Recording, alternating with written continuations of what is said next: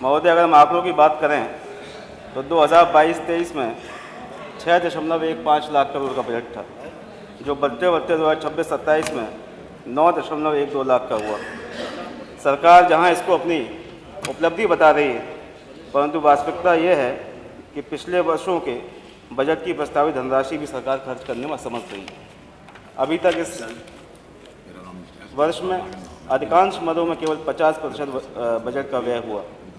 कृषि में लगभग 57%, ग्राम विकास में 37%, पशुधन में 58%। महत्वपूर्ण मदों में कम धन का व्यय होना सरकार की प्रशासनिक अक्षमता को भी दिखाता है। सरकार से मेरा सवाल है, क्या आपने बजट का आकार तो दोगुना किया, लेकिन क्या किसान की आय दोगुनी हुई? क्या रोजगार दोगुना हुआ? क्या जनता को राहत दोगुनी मिली? बजट तो बढ़ा, लेकिन प्रदेश के आम नागरिक का कद अभी तक नहीं बढ़ पाया। बहुत बात हुई $1 ट्रिलियन इकनॉमी बनाने की, लेकिन जहां सरकार ने कागज़ों पर $1 ट्रिलियन इकनॉमी की बात की, वहीं उसकी नींव में दबे गरीब, बेरोजगार और किसान की आवाज़ सरकार आज भी नहीं सुन रही। महोदय, वास्तविकता यह है कि $1 ट्रिलियन इकनॉमी का मतलब है कि 90 लाख करोड़ के ऊपर की GSDP होनी चाहिए। सरकार बताए कि 2027 या 2029 तक वो ये लक्ष्य कैसे हासिल कर सकती है। इसके लिए 30% से ऊपर वार्षिक ग्रोथ रेट चाहिए, जो कि असंभव सा प्रतीत होता है। सरकार $1 ट्रिलियन का भ्रामक प्रचार कर रही है, जिसके नीचे स्वास्थ्य, शिक्षा, कृषि और MSME क्षेत्रों की अपनी विफलता को छुपाने का भी प्रयास कर रही है। यह बजट विकास का नहीं बल्कि विज्ञापन विस्तार का बजट है। हमारे सत्ता पक्ष के साथ ही लगातार कहते हैं कि डबल इंजन की सरकार है। मैं पूछता हूं, अगर इंजन दो हैं तो परिणाम आधे क्यों आ रहे हैं? महोदय, स्वास्थ्य में सरकार जहां अपने आप की एक बड़ी उपलब्धि बताती है, जहां मेडिकल कॉलेज बढ़ाने की बात करती है, योजनाएं बढ़ी, बजट बढ़ा, लेकिन क्या अस्पताल की दीवारें मजबूत होने से स्वास्थ्य व्यवस्था मजबूत हो जाती है? डॉक्टर और जनसंख्या का अनुपात अगर हम देखें तो जहाँ देश का औसत है कि 811 लोगों पर एक डॉक्टर है, वहीं उत्तर प्रदेश में लगभग 2000 लोगों पर एक डॉक्टर ही अभी उपलब्ध है। अभी लगातार चर्चा सदन में हुई, कई सारे हमारे माननीय साथियों ने बताया कि किस तरह CSC, PSC तमाम पद अभी खाली हैं जहाँ डॉक्टरों की कमी है, तो सरकार कहती है कि सब चंगा है। महोदय, सरकार लगातार अपनी पीठ ये कहते हुए थपथपाती है कि प्रदेश में 80 से अधिक मेडिकल कॉलेज बन गए, लेकिन सच्चाई ये है कि अभी 40 से 50% विशेषज्ञ डॉक्टरों की कमी है। बहुत सारे प्रोफेसर के पद भी अभी तक खाली हैं। आयुष्मान भारत और जन आरोग्य योजना के कार्ड तो बांट दिए गए, लेकिन गरीब जो अस्पताल जाता है तो कहा जाता है बेड खाली नहीं। 102, 108 एम्बुलेंस आज भी गाँव में समय पर नहीं पहुँचती, और सरकार इतनी अक्षम हो गई है कि मेडिकल कॉलेज भी PPP मॉडल पर खोलने का आज काम कर रही है। इस सरकार ने किसानों का अपमान करने में कोई कसर नहीं छोड़ी। सरकार कहती है कि उन्होंने रिकॉर्ड गन्ना भुगतान किया, पर यह नहीं बताती कि अभी गन्ना किसानों का कितना भुगतान बकाया है।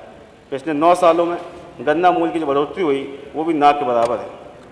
पिछले साल आलू की फसल में किसान को बड़ा नुकसान हुआ, और इस साल का जो रुझान है उसमें भी लगता है कि आलू के किसान इस बार भी नुकसान खाएगा।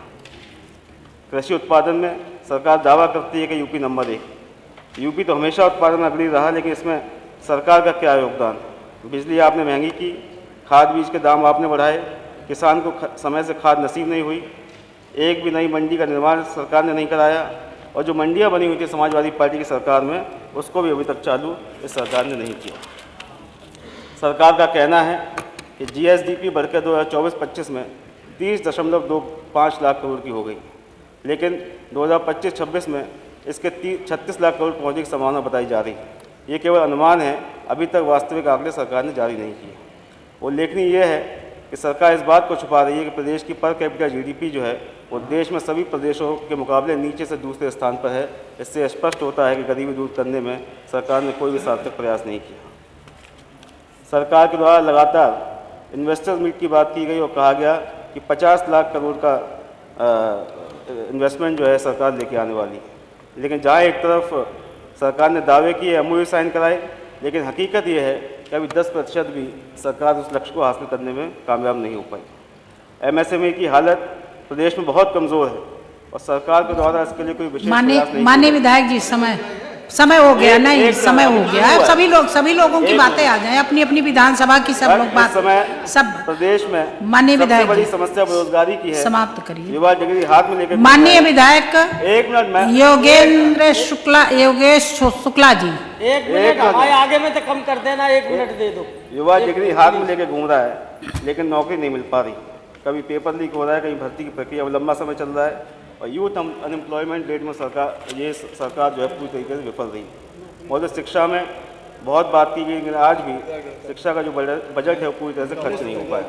और अंत में मैं सिर्फ कहना चाहता हूँ कि बजट की विडम्बना ये भी माननीय विधायक जी खत्म 10 सेकंड बजट की योगेश विडम्बना ये शुक्ला है जी, योगेश शुक्ला कि जी, सरकार का विधायी का बजट है, ये बजट सबका साथ का नहीं योगेश बल्कि शुक्ला कुछ जी। विकास का बजट है।